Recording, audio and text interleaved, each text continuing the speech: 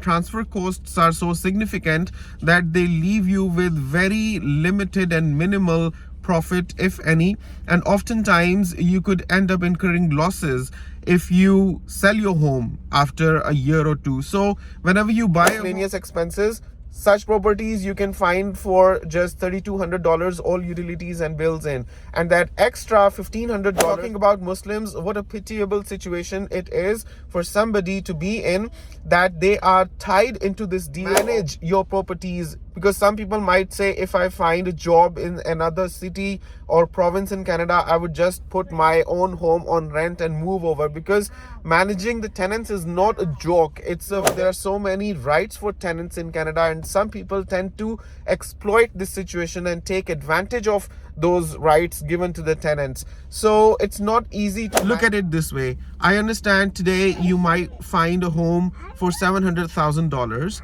and let's say 15 years down the line, expensive by at least $300,000 to $400,000. So it does not make sense to trade your home for any other, unless there's who assures you that you are going to live past those 25 years. Meaning, if your life ends, how rich would you get in a span of 15 or 20 years from now?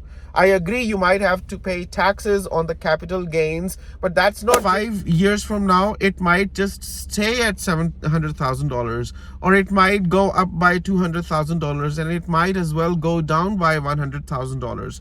So it's not always a certainty, a guarantee that you would end up making money. But think about it practically.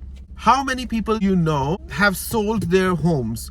I'm talking principal residents. Get into the deal of buying a home, you would very rarely find yourself in a position where you have such disposable money that you can home. I agree, everybody loves living in $1 million home, but trust me, buying. So what's my opinion on buying a home versus renting in Canada?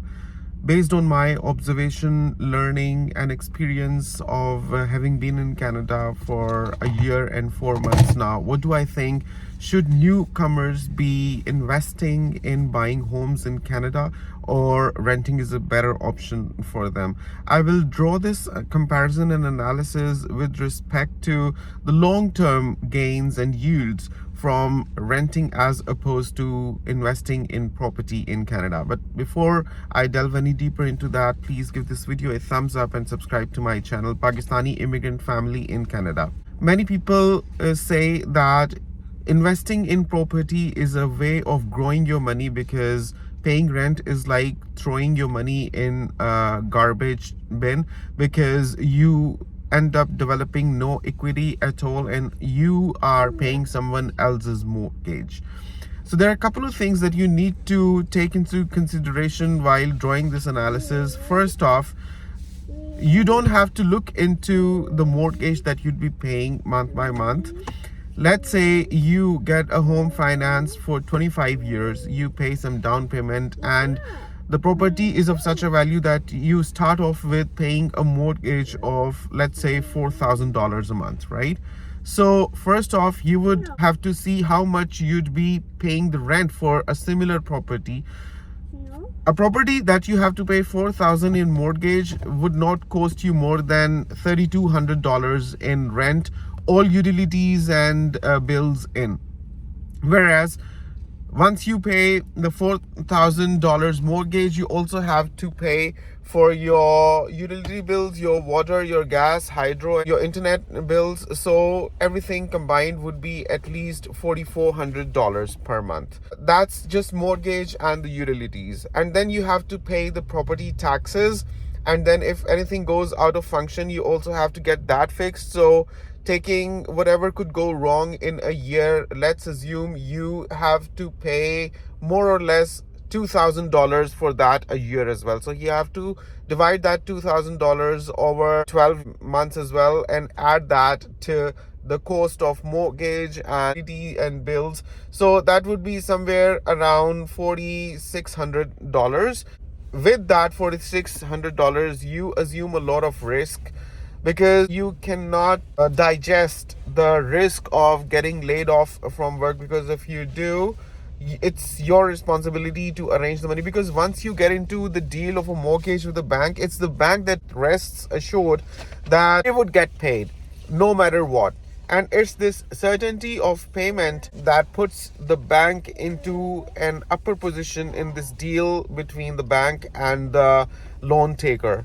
Because what happens is that even if the loan taker or the person who's buying the home somehow gets into a position where they're no more capable of paying the mortgage, either the home will be financed in a way that the payment period would be extended, meaning if previously it was for 25 years, then it could be extended to 30 years so as to lower the mortgages that have to be paid per month. But that does not do any service to you other than just delaying the payments a bit. In fact, the home gets more expensive. Eventually you end up paying more for the rent if the period is extended from 25 years to 30 years, for one.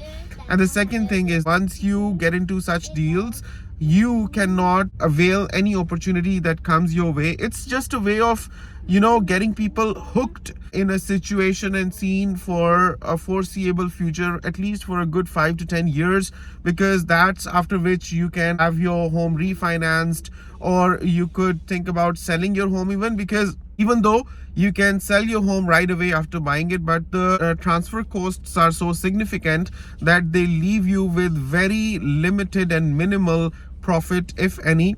And oftentimes you could end up incurring losses if you sell your home after a year or two. So whenever you buy a home, you should be looking at possibility of selling, if there has to be one, at least 5 to 10 years from the time that you buy the home.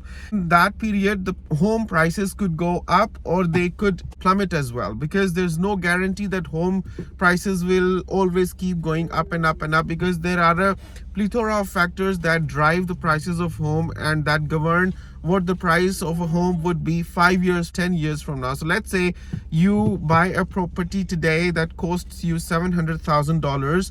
5 years from now, it might just stay at $700,000, or it might go up by $200,000, and it might as well go down by $100,000.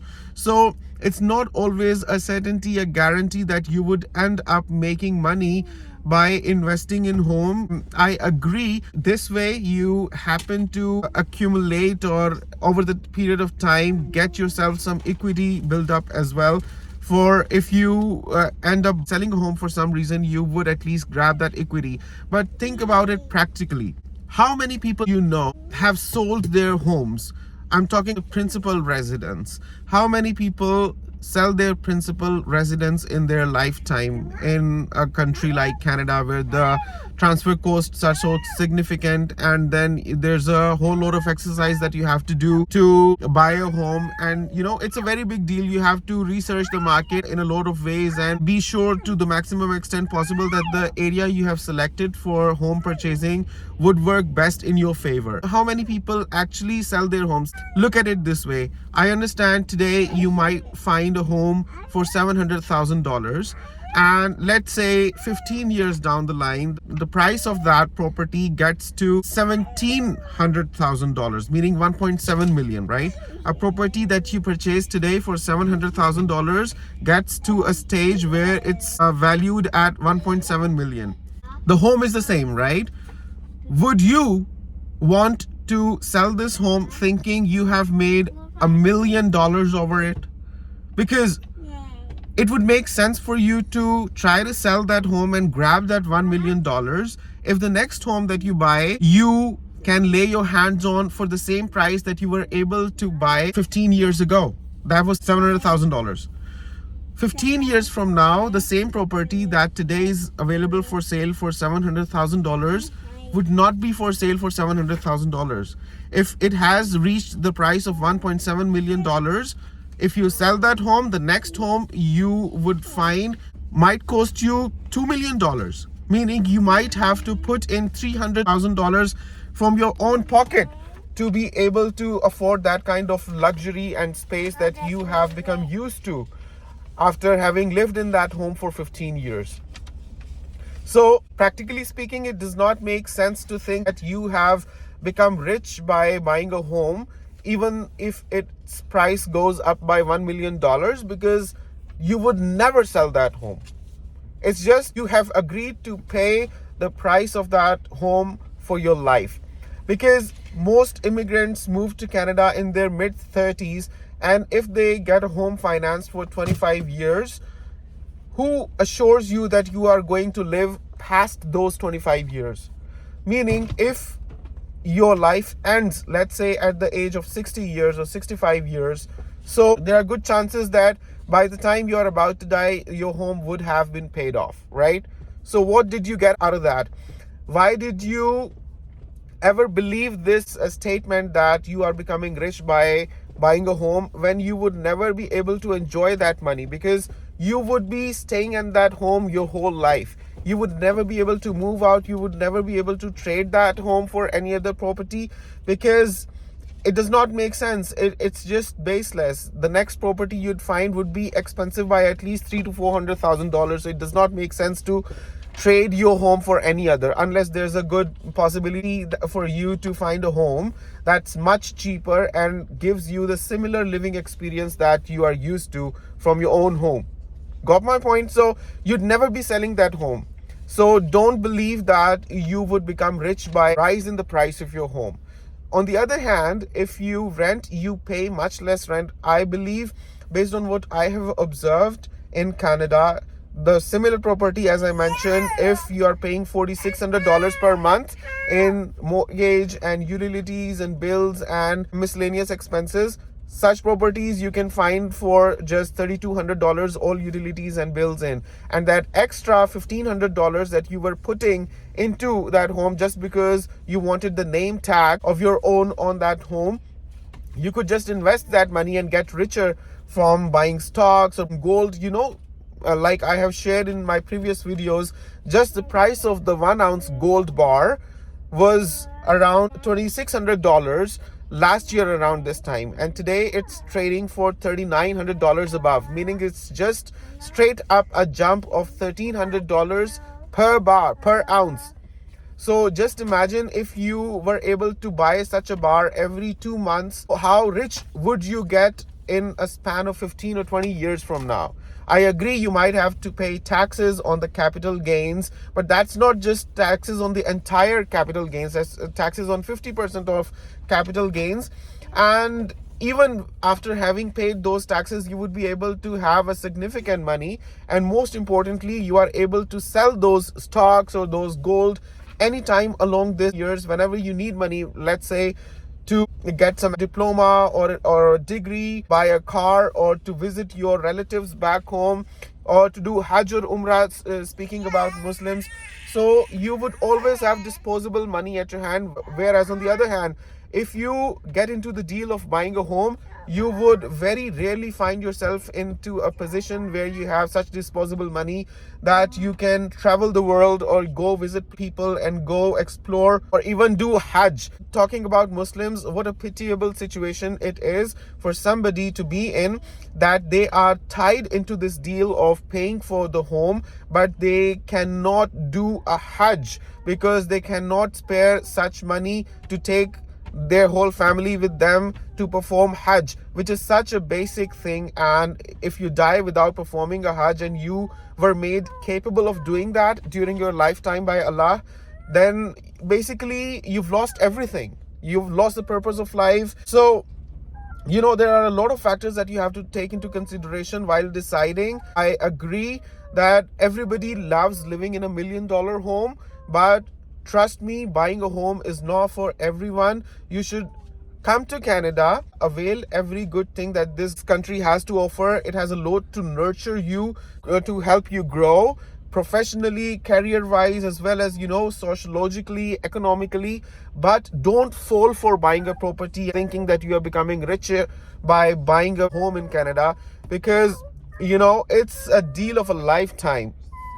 And if you buy a home, you cannot relocate, you cannot move, you cannot avail that opportunity of, a significant jump in your salary that you were able to find in another province or a city just because you have bought this home here in Canada, in a certain city or area. You would have to give up all those opportunities and just have to find work near your home, because it's not always easy to manage your properties, because some people might say, if I find a job in another city or province in Canada, I would just put my own home on rent and move over, because managing the tenants is not a joke. It's a very, very big thing, especially if you are doing it remotely. If you happen to live in another city or province and your tenants are living in your home, because there's so much that could go wrong with your tenancy contracts, with the kind of tenants you take, even because there are so many rights for tenants in Canada, and some people tend to exploit this situation and take advantage of those rights given to the tenants. So it's not easy to manage the tenants. So forget about this, that you'd be having a peaceful life by having your own home in one city and working in another city. And there's a lot that you have to take into consideration, where you are working, where your spouse is working, where your children are studying. So it's too much to think about. And whether you should buy a home or not, I think it's a decision that people should make individually, considering their unique circumstances. But I think more often than not, and especially for Muslim immigrants, when it comes with the baggage of this load on their conscience, that they are getting into interest-based or riba-based loan, it's too much to take, then you can manage. Hi viewers, before wrapping this video up, I just wanted to put this across and out. If you want to conduct a podcast with me and share your opinions, insights, information, and experiences buying a home, and would like to share your reflections with the rest of the world so as to guide them, so people would be enlightened and be able to make informed decisions benefiting from your experiences, then please contact me on WhatsApp. My number is in the description below, or you could also email me on bzbzbz316@gmail.com. My email address is also in the description below. You can reach out to me and express your willingness to conduct a podcast with me. We don't necessarily need to come face to face. We could do it online and post our experiences and share the podcast. Let me know in the comments below what you think, whether you think it's worthwhile buying a home in Canada today or not. And even with the kind of interest rates that are there, do you think it's a deal that you should be getting into as new immigrant for your life or not? What do you think? I'd be happy and interested to hear your comments on this as well. Stay tuned for more of such valuable insights coming from a Pakistani immigrant family in Canada. If you have watched this video till the end, you might have liked this video, so don't forget to give this video a thumbs up. Until next time, take care and have a nice day, and bye.